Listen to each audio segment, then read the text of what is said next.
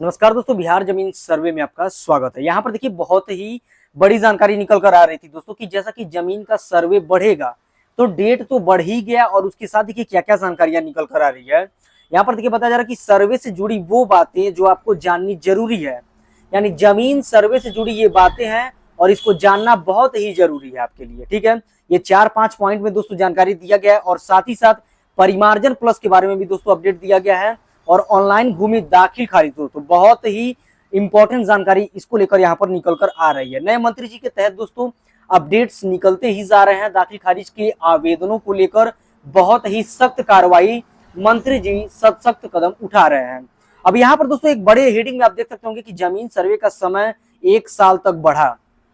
जमीन सर्वे का जो समय सीमा था उसको बढ़ा दिया गया। जब जमीन सर्वे का समय सीमा बढ़ेगा दोस्तों तो खतियान जमा करने का, स्वघोषणा जमा करने का भी डेट दोस्तों बढ़ेगा। ठीक है, स्वघोषणा सबसे बड़ी परेशानियां बनी हुई हैं दोस्तों बिहार में, क्योंकि बहुत सारे न्यूज में ये निकल कर आ रहा था कि इसी हफ्ते स्वघोषणा ऑनलाइन भी हो जाएगा और सबको जमा भी करना होगा। तो इसको लेकर भी दोस्तों यहाँ पर जानकारी निकल कर आ रही है। बिल्कुल दोस्तों तथ्यों पर बात किया जाएगा। अब यहाँ पर देखिए जानकारी दिया जा रहा है कि इस वर्ष 37,384 गांव में हुआ जमीन का सर्वे दोस्तों। बहुत ही दोस्तों इंपॉर्टेंट जानकारी इस वीडियो में आया है और सारी बातों को दोस्तों एक ही वीडियो में क्लियर किया जाएगा।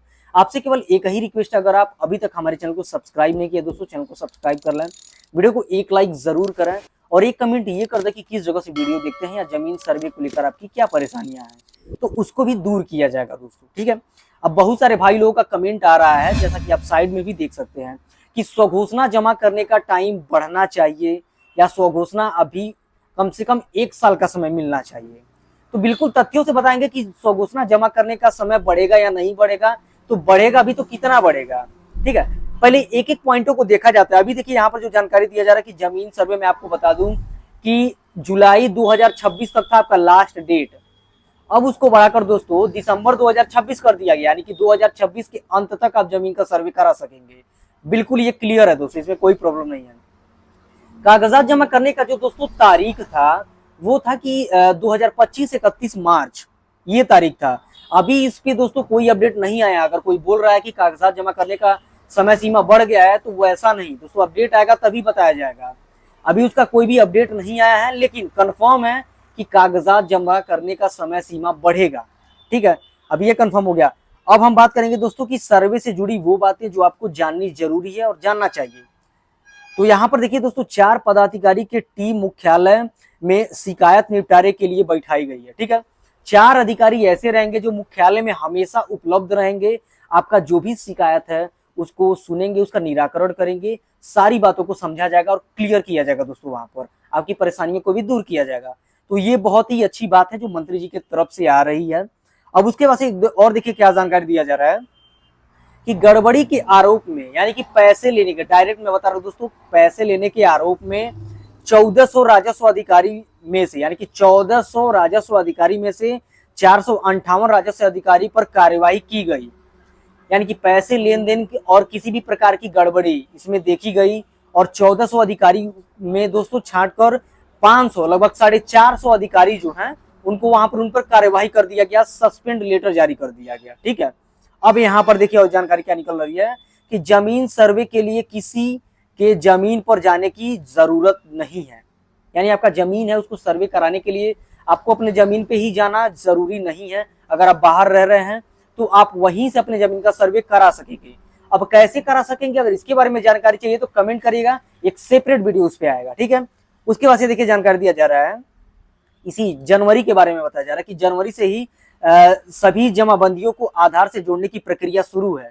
आपके अपने जमीन की जो जमाबंदी है उसमें आप अपना आधार जुड़वा लें, इससे बहुत ही बेनिफिट हो रहा है दोस्तों। ठीक है, तो ये जनवरी से ही स्टार्ट है, इसको आप अपने आधार में अपने जमाबंदी में जुड़वा सकते हैं, इसमें कोई प्रॉब्लम नहीं होने वाली है।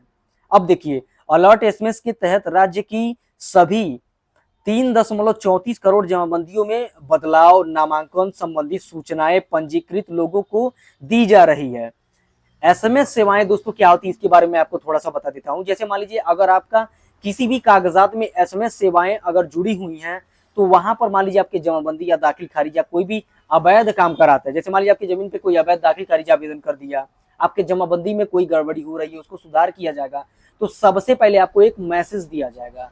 उस मैसेज के तहत आप जान जाएंगे कि आपकी जमाबंदी, आपके कागजात में क्या हेरफेर हो रहा है, और आप सही समय पे सही एक्शन ले पाएंगे और आप अपने जमीन को बचा पाएंगे। तो ये बहुत ही बड़ी सेवा है, इसका लाभ जरूर लेना चाहिए अगर आप बिहार के जमीन के रैयत है दोस्तों। तो अब देखिए अगली अपडेट क्या इसमें निकल कर आ रही है।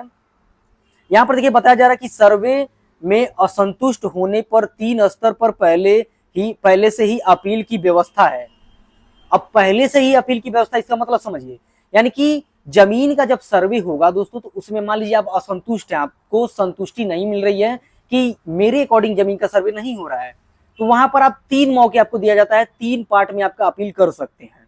लेकिन अब क्या है, 3 बार जब आप अपील करेंगे फिर भी आप संतुष्ट नहीं है, तो एक बार और आप अपील कर सकेंगे। ये कानून बना दिया गया है, ठीक है। तो आप 4 बार आप अपील कर सकते हैं। पहले आप 3 बार अपील कर पाएंगे, अब आप 4 बार अपील कर सकते हैं 2025 के तहत। तो ये कंफर्म हो गया दोस्तों।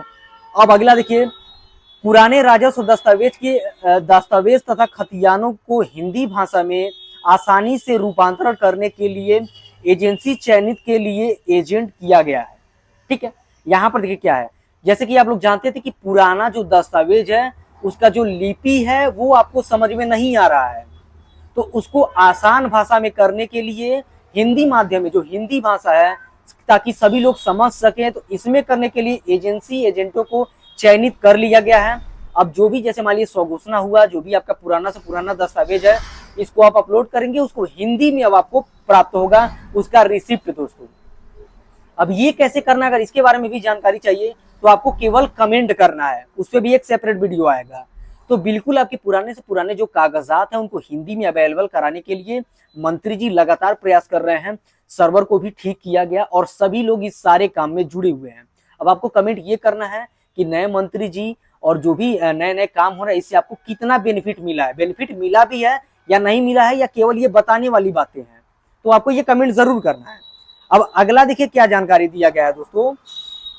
यहाँ पर बताया जा रहा है कि राजस्व से संबंधित महत्वपूर्ण 23 करोड़ अभिलेख की स्कैनिंग की जा चुकी है, ठीक है। 23 करोड़ अभिलेख की स्कैनिंग की जा चुकी है और 15 करोड़ अभिलेख प्रकाशन भी किया जा चुका है। यहाँ पर यह जानकारी दिया जा रहा है। तो इतना सारी बातें ऐसी हैं जो आपको जानना जरूरी है। अब हम बात करेंगे परिमार्जन प्लस के बारे में, ठीक है। परिमार्जन प्लस को लेकर देखिए यहाँ पर क्या जानकारी निकला है कि ऑनलाइन छूट जमाबंदी वाले 5.46 लाख मामले में मात्र 47,000, अब मात्र मान लीजिए 5.96 लाख मामले वैसे आए थे और उसमें से मात्र 47,000, लगभग 10% मामले का ही निपटारा किया गया है। अब यहाँ पर सोचिए कितना बड़ा अमाउंट है और कितना कम काम हुआ है। अब ऐसा क्यों हुआ है? कर्मचारियों की कमी से। इसीलिए तो सरकार लगभग 3800 कर्मचारियों की भर्ती निकाल रही है, ठीक है। तो इतना मामला यहाँ पर पेंडिंग। और भी देखिए, वहीं डिजिटाइज जमाबंदी पंजी के सुधार वाले 10.3 लाख आवेदन में 4.3 लाख यानी कि 42% मामले का निपटारा किया गया है। यानी परिमार्जन प्लस का जो मामला आ रहा है दोस्तों, अगर 100 मामले आ रहे हैं तो वहां पर 10 मामले का निपटारा किया जा रहा है। तो प्रयास है मंत्री जी का इसको भी बढ़ाने का। तो ये रहा दोस्तों परिमार्जन प्लस के बारे में। अब सबसे बड़ी जो अपडेट निकल कर आ रही है कि ऑनलाइन भूमि दाखिल खारिज के बारे में, तो इसके बारे में समझिए कि क्या जानकारी दिया जा रहा है। अब यहाँ पर दोस्तों बताया जा रहा है कि आवेदन से लेकर निपटारे तक, आवेदन आप करेंगे वहां से लेकर निपटारे तक सभी प्रक्रिया ऑनलाइन है। आप कोई भी प्रक्रिया ऐसा नहीं है कि आप ऑफलाइन जाएंगे, वहां पर आपसे बहुत सारा पैसा लिएगा। ये सारा टेंशन दूर कर दिया गया है, सारी झंझटों को खत्म कर दिया गया, आपका पैसा भी बचने वाला है। ये सारा प्रक्रिया ऑनलाइन कर दिया गया है। आप स्वतः भी जाएंगे वहां पर, ठीक है। संज्ञान दाखिल खारिज व ऑनलाइन आपत्ति दर्ज कराने की सुविधा है, ठीक है। आपको स्वयं भी जाएं और दाखिल खारिज कराने की आपको सुविधा वहां पर प्राप्त है। और साथ ही साथ दोस्तों जो आपका आवेदन है, आवेदन को आवेदक के पास वापस भेजने का भी विकल्प उपलब्ध है। यानी आप आवेदन करेंगे, उसमें किसी भी प्रकार की त्रुटि होगी तो आपके पास वापस उसको सेंड किया जाएगा, त्रुटि बताया जाएगा। लेकिन इसके लिए दोस्तों जब आप ऑनलाइन कराने जाएंगे तो आपको क्या ध्यान देना होगा, बहुत सारे लोग ऑनलाइन कराने जाते हैं, जब वहां नंबर मांगा जाता है तो बोलते हैं आप अपना ही नंबर डाल JCSC केंद्र वाले से। तो ऐसा आपको नहीं करना है, आपको अपना पर्सनल नंबर देना ताकि कॉल वगैरह आए तो आप रिसीव कर सकें और आपको अपना ईमेल आईडी देना है, ताकि आपको मेल भी आए तो उस पर भी आप रिस्पॉन्ड कर पाए और आपका दाखिल खारिज या किसी भी प्रकार की समस्याएं हैं उसको दूर किया जा सके और वो आवेदन कभी पेंडिंग ना हो।